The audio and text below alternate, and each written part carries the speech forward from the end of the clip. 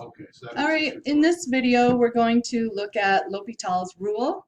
So if you're finding the limit and you have a fraction, f of x over g of x as x approaches c, if you get a result, if it results in the indeterminate form of either 0 over 0 or infinity over infinity, and it can be plus or minus infinity over infinity, you can use L'Hopital's rule to find the limit by taking the derivative of the top and the derivative of the bottom separately. So you're not doing the quotient rule, you're taking the derivative of the top, the derivative of the bottom, and then reevaluate the limit, and it still works. So it's a shortcut to finding the limit. And you can also do this if x is approaching infinity. So it has to be, though, this is an important piece, it has to be either 0 over 0 or infinity, plus or minus infinity over infinity. So we're going to do this example right here, where we have the limit as x approaches infinity of 1 plus 1 over x to the power of x. So anytime you're evaluating a limit, the first thing you want to do is plug in what x is approaching. So if I plug it in, I get 1 plus 1 over infinity to the power of infinity. So that becomes, this goes to 0, and so I have 1 to the infinity. That is still indeterminate form, but it is not in the correct form for applying L'Hopital's rule. So what we need to do is get it into a form where it is of either 0 over 0 or infinity over infinity, plus or minus. Okay.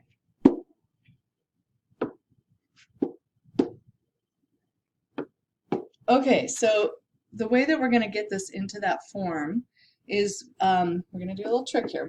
So notice that we have an exponent as our variable. So we're going to want to bring that exponent down. So the way that we can do that is if we take the natural log of both sides.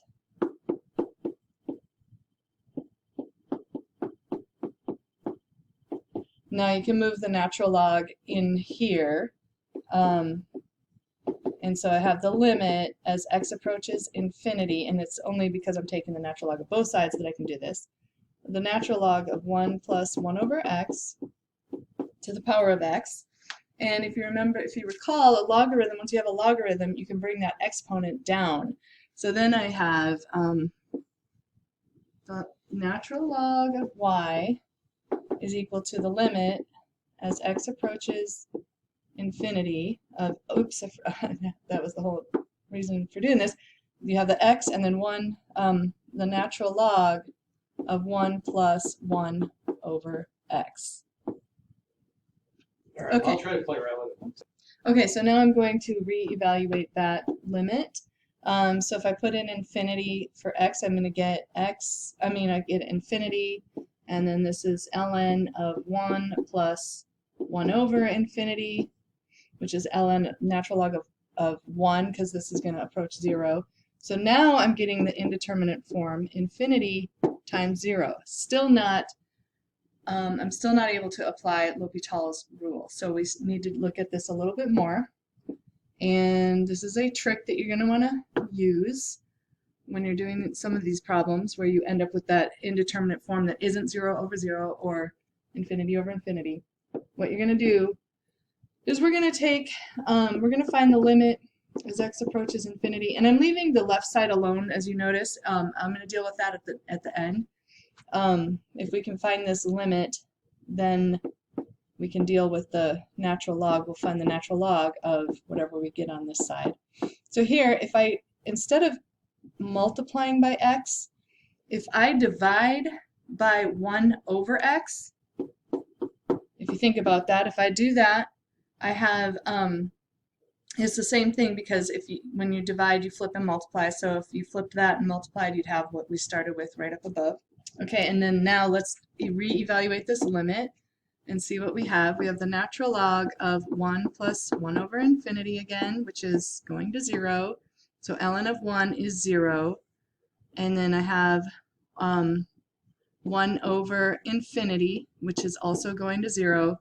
So now I have the indeterminate form 0 over 0. So now I can apply L'Hopital's rule. Take the derivative of the top, take the derivative of the bottom, and we will reevaluate the limit at that point. All right, so we're going to apply L'Hopital's rule, and we're going to take the derivative of the top, and we're going to take the derivative of the bottom separately. Again, we're not doing the quotient rule, we're just finding the derivative of this piece and the derivative of this piece. So ln of u, you're going to do 1 over the inside, and then multiply by the derivative of 1 over x, and remember that 1 over x is the same thing as x to the negative first. So when I multiply by the derivative there, I'm going to drop the negative 1, and this becomes negative x to the negative second times that, and that's just the derivative of the numerator, and the derivative of the denominator is the same as what I just did here. So this is going to be negative x to the negative second. And so let's simplify that. So I have the limit as x approaches infinity of 1 over 1 plus 1 over x.